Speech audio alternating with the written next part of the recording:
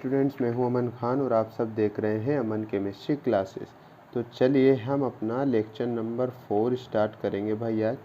उससे पहले अपन अपनी परंपरा को निभाएंगे भाई। हम लेक्चर नंबर 3 में क्या क्या पढ़कर आए उसके ऊपर एक बार थोड़ी सी नज़र डाल लेते हैं। तो हमने लेक्चर नंबर 3 के अंदर पढ़ा था, क्या पढ़ा था भाई? आधुनिक धारणा का अपचयन पढ़ा था। उसमें क्या होता था भाई? इलेक्ट्रॉन जो होते थे उसमें इलेक्ट्रॉन जो जुड़ते थे, किसी भी एटम में किसी भी कंपाउंड में इलेक्ट्रॉन जुड़ते थे तो आपका क्या कहलाता था सर? वो अपचयन कहलाता था। ठीक है सर, उसको अपन इलेक्ट्रॉनिकरण नाम से भी जानते थे। जैसे मैंने आपको एक एग्जांपल दिया था, सबसे पहले मान लिया अपन ने Fe3+ है जो कन्वर्ट हो गया Fe2+ में। 3+ मतलब Fe के पास कितने इलेक्ट्रॉन की कमी थी सर? पहले 3 इलेक्ट्रॉन की कमी थी। आप जानते हो धनावेश का मतलब, प्लस का चार्ज का मतलब होता है इलेक्ट्रॉन को देना। लेकिन Fe पहले कितने पे था? उसने 3 इलेक्ट्रॉन मान लो किसी अन्य परमाणु को दे रखे थे, लेकिन वो उसका अपचयन हुआ और वो किस में बदल गया भाई? Fe2+ में बदल गया। इसका मतलब पहले 3 इलेक्ट्रॉन की कमी थी लेकिन बाद में कितने इलेक्ट्रॉन की कमी रह गई? 2। इसका मतलब इसने क्या करा? 1 इलेक्ट्रॉन को ग्रहण कर लिया। तो कहाँ लिखते हो आप? तीर के लेफ्ट हैंड साइड लिखते हो। तो इसने Fe3+ ने 1 इलेक्ट्रॉन को ग्रहण किया और ये Fe2+ में चेंज हो गया। ऐसे मैंने आपको एग्जाम्पल दिए थे भाई।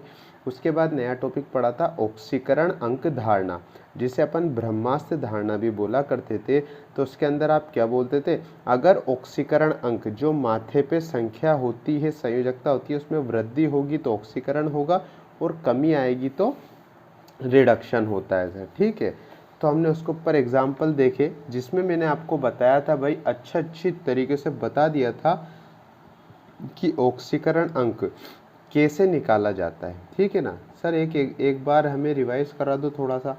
तो बेटा मैंने आपको MnO4 माइनस का, जिसमें Mn किस में जा रहा था सर? 2+ में जा रहा था। ये मैंने आपको एग्जाम्पल दिया था।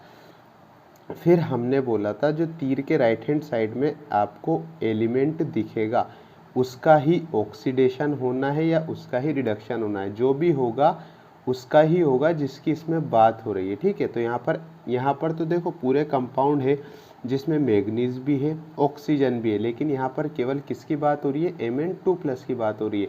तो आपको पता लग गया था कि ऑक्सीडेशन नंबर इस वाले Mn का तो कितना है सर? +2 है। अब आपको इस Mn का ऑक्सीडेशन नंबर पता लग जाए तो आप बता दोगे कि ऑक्सीडेशन अंक बढ़ रहा है या घट रहा है। तो मैंने आपको बताया था जिसका निकालना उसको x मान लो, प्लस लगाओ। एक ऑक्सीजन पर कितने होते हैं भाई?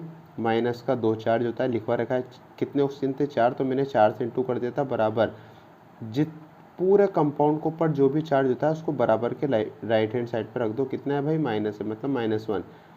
x + 4 2 जा 8, लेकिन किसका? माइनस का 8 बराबर -1 आ गया था। x बराबर -1, लेकिन ये -8 है। राइट हैंड साइड पर अगर 1 के पास गया तो क्या हो जाएगा भाई? प्लस का 8 हो जाएगा और x बराबर क्या आ जाएगा आपके पास? प्लस का 7 आ जाएगा। ठीक है, तो इस वाले कंपाउंड MnO4- में मैग्नीज +7 है, लेकिन ये तीर के उधर गया तो Mn2+ में हो गया। तो देखो पहले +7 था लेकिन फिर +2 हो गया। इसका मतलब ऑक्सीडेशन अंक में जो माथे पे संयोजकता है उसमें डिक्रीज हो गई भाई, उसमें कमी आ गई। तो कमी आते ही आप क्या बोल देते हो? सर ये तो कमी आ गई तो इसका मतलब ये अपचयन है। तो यही मैंने आपको बताया था। ठीक है, ये अपन कल पढ़कर आ गए हैं भाई। तो आ जाएगा अपने सामने लेक्चर नंबर 4। तो उसमें आप नई हेडिंग डालोगे भाई, बड़ी अच्छी तरीके से डालना है। इसको पहले अपन पैक कर देते हैं। ठीक है भाई, हेडिंग डालिए, नई हेडिंग। आपने ऑक्सीकरण पढ़ लिया, आपने अपचयन पढ़ लिया। अब इन दोनों रिएक्शनों को, एक तो किसको सर? एक तो ऑक्सीडेशन को और एक रिडक्शन को, मतलब ऑक्सीकरण और अपचयन को अलग अलग सेपरेट आपने पढ़ लिया। अगर आप इन दोनों को एक साथ मिला दो, ऐसी घटना जिसमें ये दोनों रिएक्शन, ये दोनों घटनाएं एक साथ चलती हो, उसे आप क्या बोलोगे? तो उसको अपन देखते हैं। हेडिंग लिखिए भाई, रेडॉक्स अभिक्रिया। क्या है सर ये? Redox reaction. ठीक है सर, अपने पास नई हेडिंग आती है रेडॉक्स अभिक्रिया, मतलब रेडॉक्स रिएक्शन होता है सर। ये रेडॉक्स रिएक्शन क्या होता है, सबसे पहले इसकी डेफिनेशन लिखिए भाई। ऐसी रासायनिक अभिक्रिया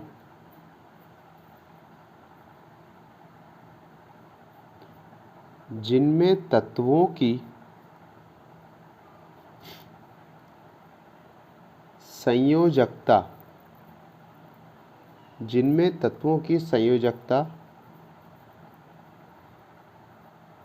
परिवर्तित होती है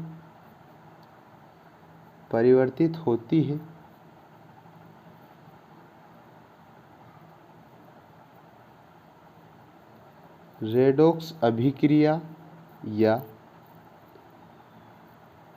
उपापचयन, एक नया नाम और होता है इसका, उपापचयन अभिक्रिया कहलाती है। उपापचयन अभिक्रिया कहलाती है। क्या लिखा अपन ने, हमने लिखा ऐसी रासायनिक अभिक्रिया, ऐसी आपके पास एक केमिकल रिएक्शन होगी जिसमें जो तत्व होंगे लेफ्ट हैंड साइड पे हो या तीर के राइट हैंड साइड पर हो। जैसे मान लूँ मैं A+B रिएक्ट कर रहे हैं, C+D आपको मिल रहा है, तो ये तत्व हैं, ये भी तत्व, ये भी तत्व, ये भी तत्व, ये भी तत्व। ठीक है, तो तत्वों की संयोजकता, इनके माथे पे जो आवेश होंगे निकालना आपको ऐसे है, मैंने आपको बता दिया है। अभी आप और देखोगे, फिर पूरा आगे आप ऑक्सीकरण अंक निकालना सीखोगे। ठीक है, इनके माथे पे जो संयोजकता रहती है उनमें क्या आता है सर, परिवर्तन होता है। ठीक है, तो ऐसे को क्या बोलते हो, रेडॉक्स अभिक्रिया या उपापचयन अभिक्रिया बोलते हो। आप इस डेफिनेशन को दूसरे शब्दों में भी आप पढ़ सकते हो या लिख सकते हो। ठीक है सर, तो स्टार पॉइंट लगाकर इसी डेफिनेशन को और अच्छी तरीके से पूरा विस्तार से देखें तो वो डेफिनेशन आपको ज़्यादा अच्छी तरीके से समझ में आएगी। तो देखो, लिखिए भाई, ऑक्सीकरण डैश अपचयन अभिक्रियाएं साथ साथ चलती है। ऑक्सीकरण अपचयन अभिक्रियाएं साथ साथ चलती है। इसमें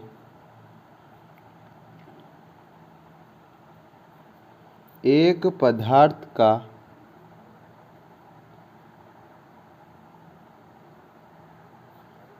ऑक्सीकरण होता है तो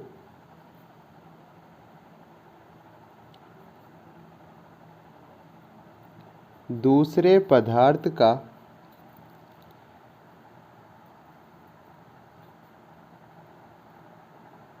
अपचयन होता है। अतः ऐसी अभिक्रियाओं को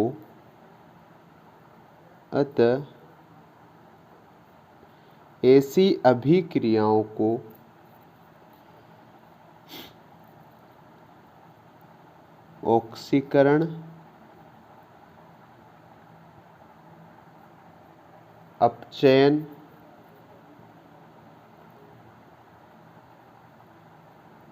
अभिक्रियाएं या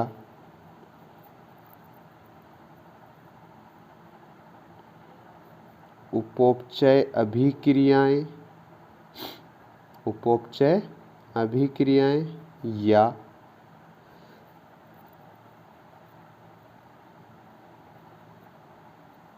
विषमीकरण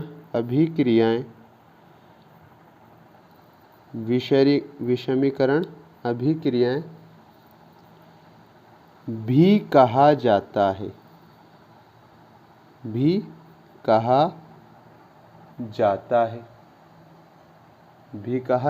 है। अतः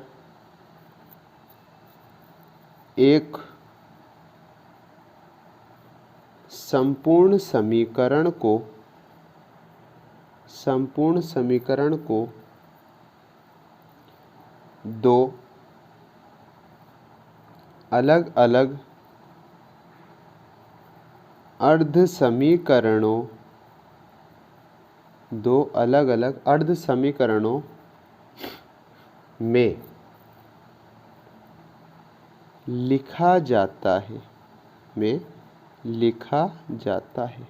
ठीक सर, सबसे पहली डेफिनेशन हमने देखी रेडॉक्स रिएक्शन की, ऐसी रासायनिक अभिक्रिया जिनमें तत्वों की संयोजकता, मतलब जो एलिमेंट की माथे पर जो आवेश होते हैं उनमें परिवर्तन होगा तो रेडॉक्स अभिक्रिया या उपापचयन अभिक्रिया कहलाती है। इस डेफिनेशन की जगह आप ये डेफिनेशन भी लिख सकते हो। ये डेफिनेशन है तो छोटी, लेकिन समझने में किसी के आए या नहीं आए, क्योंकि इसमें समझने की कोई बात नहीं है, लेकिन फिर भी कंफ्यूज है। सर आपने बोला संयोजकता परिवर्तित होगी, सर हम ऑक्सीडेशन में भी तो संयोजकता परिवर्तित कर रहे थे, हम अपचयन में भी तो संयोजकता परिवर्तित कर रहे थे, तो इसमें नई बात क्या आ गई? तो बेटा इसको अपन ने खोल के मतलब पूरा विस्तार से नीचे डिस्क्राइब कर दिया। तो देखो क्या है, ऑक्सीकरण अपचयन जो मैंने आपको ऊपर बताया था, जिसमें मैंने आप एक बात बोली थी, ऑक्सीडेशन और रिडक्शन दोनों एक अभिक्रिया के अंदर साथ साथ चलेंगे। अभी आप पहले सेपरेट पढ़ के आए थे, लेकिन अब इस घटना में ऑक्सीडेशन भी उसी रिएक्शन में होगा जिसमें रिडक्शन होगा। ऑक्सीकरण अपचयन अभिक्रिया साथ साथ चलती है। ठीक है सर, इसमें एक पदार्थ का ऑक्सीकरण होगा और दूसरे पदार्थ का अपचयन होगा। ठीक है, इसमें मान लो ए से सी बन रहा है तो इसका ऑक्सीडेशन हो रहा है, और बी से डी बन रहा है तो इसमें रिडक्शन हो रहा है। ठीक है सर, तो यही आपको देखना है। एक ही रासायनिक समीकरण होगी जिसके अंदर आप एक पदार्थ को तो ऑक्सीकृत करोगे, दूसरे पदार्थ को अपचयित करोगे। अतः ऐसी अभिक्रियाओं को ऑक्सीकरण अपचयन अभिक्रियाएं या उपोपचय अभिक्रियाएं या विषमीकरण अभिक्रियाएं भी कहा जाता है। ठीक है सर, तीनों नामों में से किसी भी नाम से आपसे डेफिनेशन पूछी जा सकती है। अतः इसकी जो पूरी रिएक्शन होती है ना, समीकरण होती है, उसे अलग अलग अर्ध समीकरणों में लिखा जाता है, मतलब उनको बाद में तोड़कर लिखा जाता है। ठीक है सर, वो कैसे तोड़ते हैं वो मैं आपको बता दूंगा। ठीक, देख लिया भाई, ऐसी अभिक्रिया जिसमें एक पदार्थ का ऑक्सीकरण होगा, दूसरे का अपचयन होगा, वही आपकी रेडॉक्स रिएक्शन कहलाती है। ठीक है, अब अपन एग्जाम्पल के द्वारा इसको अच्छी तरीके से समझते हैं सर। देखो भाई, एग्जाम्पल देखो, मान लो यहाँ पे लिख लिया मैंने जिंक प्लस FeSO4, जानते हो ना जिंक Zn, पढ़ के आए हो भाई SP ब्लॉक में आप अच्छी तरह। जिंक और फेरस सल्फेट FeSO4, इन दोनों ने रिएक्शन करी।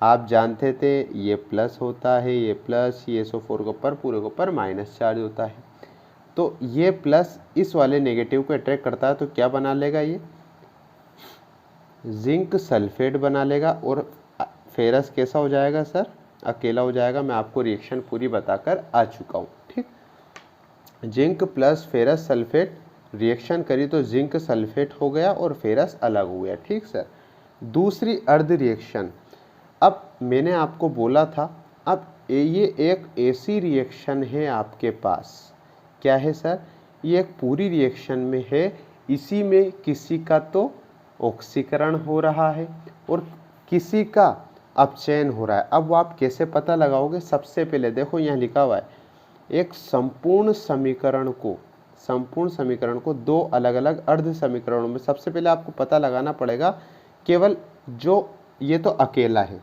जिंक अकेला है, तो जिंक को मैंने क्या करा भाई, ऐसा का ऐसा लिख दिया। कोई दिक्कत है क्या सर? नहीं है, प्लस लगा दिया मैंने। इसको तोड़ रहा हूँ मैं भाई, छोटे छोटे भागों में तोड़ रहा हूँ, जिससे आप आसानी से पता लगा सको किसका ऑक्सीकरण हो रहा है, किसका अपचयन हो रहा है। ठीक, अब इसमें देखो ये पूरा कंपाउंड, इसमें दो परमाणु आपको दिख रहे हैं, एक तो एक आयरन दिख रहा है अलग और एक SO4 मॉलिक्यूल अलग दिख रहा है। ठीक है, तो एक तो क्या है भाई,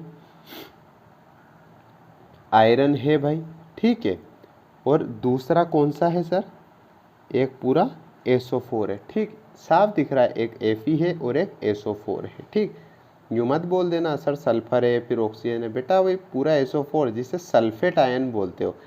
अब आपको पता होना चाहिए, मैंने आपको लिखवा करा SO4 पे पूरे सल्फेट आयन पे कितना चार्ज होता है सर, -2 चार्ज होता है। ध्यान रखना मेरी बात, पूरे सल्फेट SO4 पूरे मॉलिक्यूल पर कौन सा चार्ज होता है, -2 होता है। तो Fe पर कितना होगा सर, +2 होगा। ध्यान रखना ये पूरा कंपाउंड है तो ये बैलेंस होगा, ठीक है सर, ये बैलेंस है। FeSO4 के माथे पे कुछ चार्ज दिख रहा है क्या सर आपको? सर नहीं दिख रहा, हमें तो केवल FeSO4 ही दिख रहा है। तो ठीक है, इसका मतलब इन दोनों के चार्ज दोनों इक्वल हैं। SO4 पे -2 होता है तो Fe पर क्या होगा सर, +2 होगा, जिससे +2 -2 कैंसिल आउट होकर दोनों एक उदासीन कंपाउंड का निर्माण कर रहे हैं FeSO4। तो मैंने इसको तोड़ा तो Fe अपना आयन ले लेगा, SO4 अपना आयन ले लेगा। ठीक सर, एरो लगा दिया मैंने, कोई दिक्कत। अब मैंने आपसे बोला जिंक SO4 के माथे पे -2 होता है। ये देखो, सबसे पहले मैंने दोनों को तोड़ दिया, ये भी उदासीन है, कुछ है क्या इनके ऊपर, इसका मतलब SO4 पे -2 होता है तो जिंक पे क्या हो जाएगा, +2। ठीक है, दोनों बैलेंस है। फिर मैंने क्या करा, Fe ऐसा का ऐसा मैंने लिख दिया। मैंने कुछ नहीं करा, एक रिएक्शन थी जिसमें आपको रेडॉक्स रिएक्शन बताना है। उसमें मैंने क्या करा, सब आयनों को, सब पूरे कंपाउंड जो संयुक्त अवस्था में उनको मैंने तोड़कर लिख दिया और उनके माथे पे जो उनके आयन होते हैं उनके माथे पे लिख दिए। अब आप क्या लिखोगे सर, फर्स्ट पार्ट। ठीक है सर, फर्स्ट पार्ट क्या लिखोगे, फर्स्ट पार्ट आएगा जिंक का। इसमें 2 दिख रहे हैं आपको, 2 परमाणु दिख रहे हैं, एक तो Zn परमाणु है और एक आयरन परमाणु है। तो इधर देखो, सबसे पहले तीर के लेफ्ट हैंड साइड पे देखना है सर। ठीक है, तीर के लेफ्ट हैंड साइड पर जिंक इधर के किस फॉर्म में है भाई, जिंक इधर केवल उदासीन फॉर्म में है। देखो जिंक के माथे पे कुछ दिख रहा है क्या आपको, इधर Zn, इधर तीर के इधर देखना, Zn के माथे पे कुछ है क्या, नहीं है। ठीक है, फिर Fe वाला Fe सल्फेट वगैरह कुछ नहीं लिखना, जिंक इधर सेम टू सेम ऐसा का ऐसा अकेला पड़ा है बिना चार्ज के। अब तीर के उधर गया तो Zn किस में दिख रहा है आपको, Zn किस फॉर्म में दिख रहा है आपको, जिंक 2+ की फॉर्म में दिख रहा है। अब आपको ये पता होना चाहिए, यहाँ पर Zn पर क्या करा, यहाँ पर Zn पर देखो 0 है भाई। ठीक है, इधर 2+ हो गया, 2+ हो गया। आप जानते हो अभी तो यहाँ पे कुछ भी चार्ज नहीं है, मतलब इसने ना तो इलेक्ट्रॉन ले रखे हैं ना दे रखे हैं। लेकिन इधर जैसे ही तीर के राइट हैंड साइड पर गया तो ये 2+ की फॉर्म में आ गया। इसका मतलब इसके पास कितने इलेक्ट्रॉन की कमी आ गई सर, आप बताते हो कि जो पॉजिटिव होता है वो तो इलेक्ट्रॉन दान करने पर आता है। तो यहाँ पर तो कुछ भी नहीं था तो इसने एक भी इलेक्ट्रॉन दान नहीं किए थे। लेकिन जैसे ही तीर के इधर रिएक्शन में दिखा हमें Zn, तो इसके माथे पे 2+ का चार्ज दिखा। इसका मतलब इस Zn ने 2 इलेक्ट्रॉनों का त्याग कर दिया।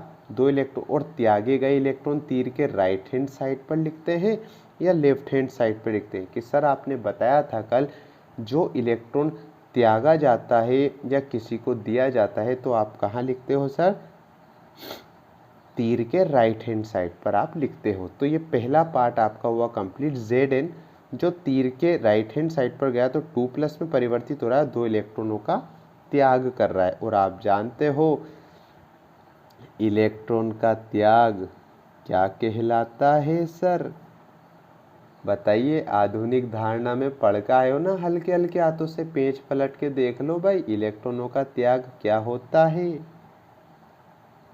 ऑक्सीडेशन होता है। देखो भाई, इस रिएक्शन से, पूरी रिएक्शन ने अपने परमाणुओं को देखकर बता दिया कि Zn 2+ में जा रहा है और 2 इलेक्ट्रॉनों का त्याग कर रहा है, और इलेक्ट्रॉनों का त्याग की घटना को ही ऑक्सीकरण बोला जाता है।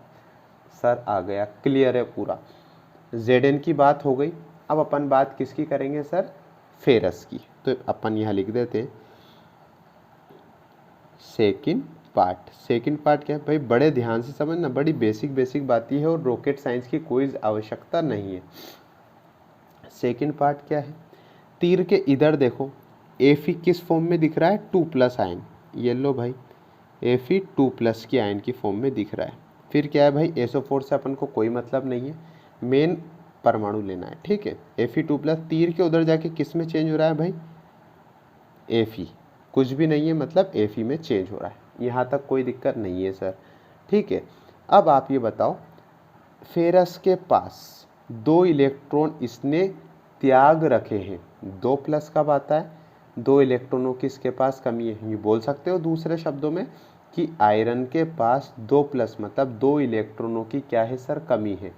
लेकिन हमने देखा जैसे ही तीर के उधर आयरन गया तो इसके माथे पे से 2+ का आवेश, 2+ का चार्ज हट गया। इसका मतलब इसने 2 इलेक्ट्रॉनों को ग्रहण कर लिया। यहाँ पहले कमी थी लेकिन यहाँ आगे ऐसा देखा गया कि इसके ऊपर तो कुछ भी चार्ज नहीं है, इसका मतलब ये 2 इलेक्ट्रॉनों को ग्रहण करके खुश हो गया।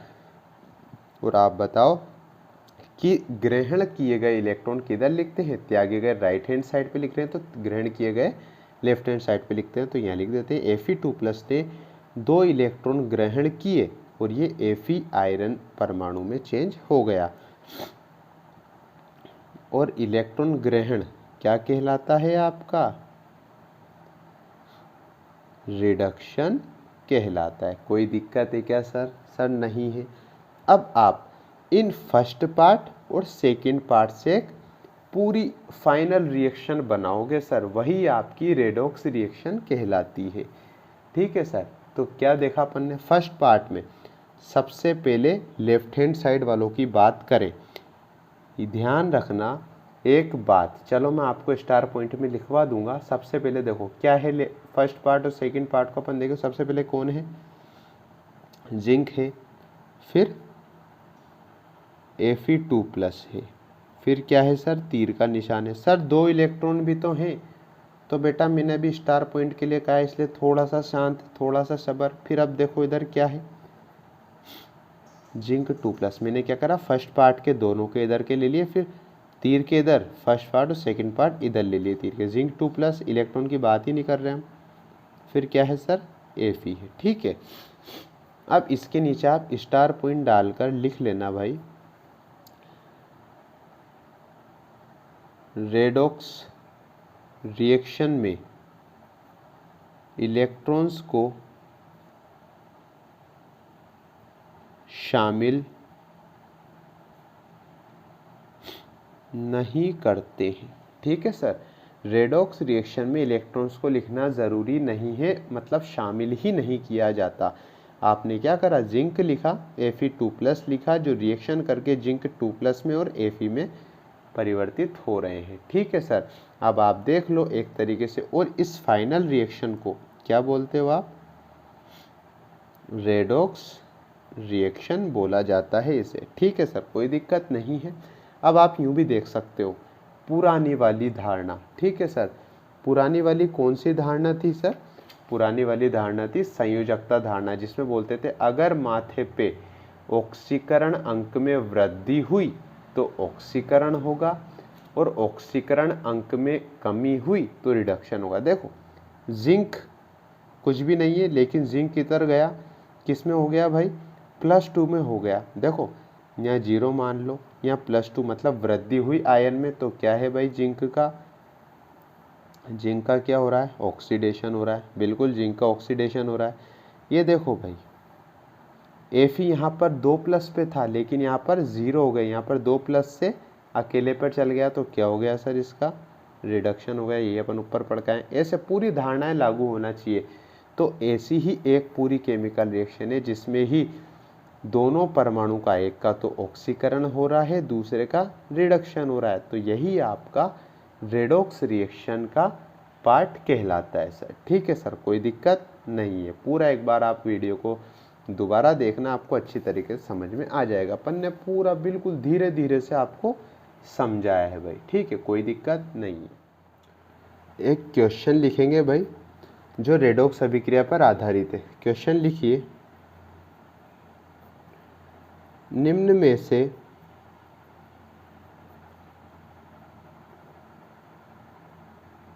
कौन सी अभिक्रिया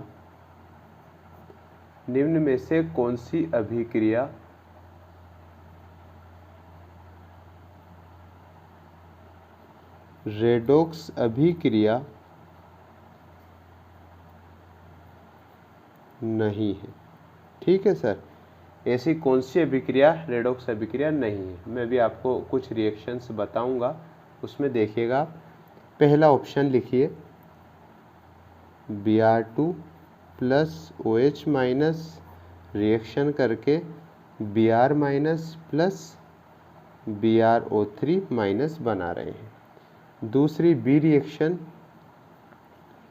AgNO3 प्लस NaCl रिएक्शन करके AgCl प्लस NaNO3 बना रहे हैं। सी ऑप्शन है आपके पास, MnO4 minus plus Fe2 plus reaction करके आपको Mn2 प्लस आयन दे रहे हैं और Fe3 प्लस आयन दे रहे हैं। डी ऑप्शन है आपके पास, नन ऑफ दिस, मतलब इनमें से कोई भी नहीं है। ठीक है, क्या क्वेश्चन दिया आपको, निम्न में से कौन सी रासायनिक अभिक्रिया रेडॉक्स अभिक्रिया नहीं है? अब आपको पता होना चाहिए कि रेडॉक्स अभिक्रिया क्या होती है। रेडॉक्स अभिक्रिया में क्या होता है भाई, जिसमें ऑक्सीकरण भी हो और अपचयन भी हो। तो ऐसी केमिकल रिएक्शन ढूंढना है जिसमें ना तो ऑक्सीकरण हो रहा हो ना ही अपचयन हो रहा हो। ठीक है, तो ये आपका होमवर्क है भाई, इसको आप घर पे ट्राई करके देखना। अपन नेक्स्ट लेक्चर में इस वाले क्वेश्चन से अपना लेक्चर स्टार्ट करेंगे। यही अपना आज का लेक्चर था भाई, मिलते हैं अपने नेक्स्ट लेक्चर में।